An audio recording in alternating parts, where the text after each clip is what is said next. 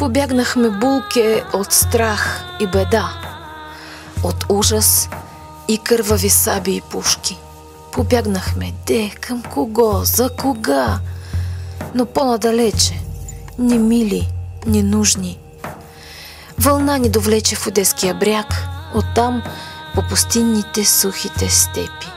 Вървяхме и срещнахме дол и река, и мостче, и кладенец, сухи и слепи. И спряхме се тук, и разцъфна степта, и дадохме името си на селото, и дълго цъфтеше. Цъфти и сега, и дава герои, и радва окото. Това ми разказа Фиданка край пътя.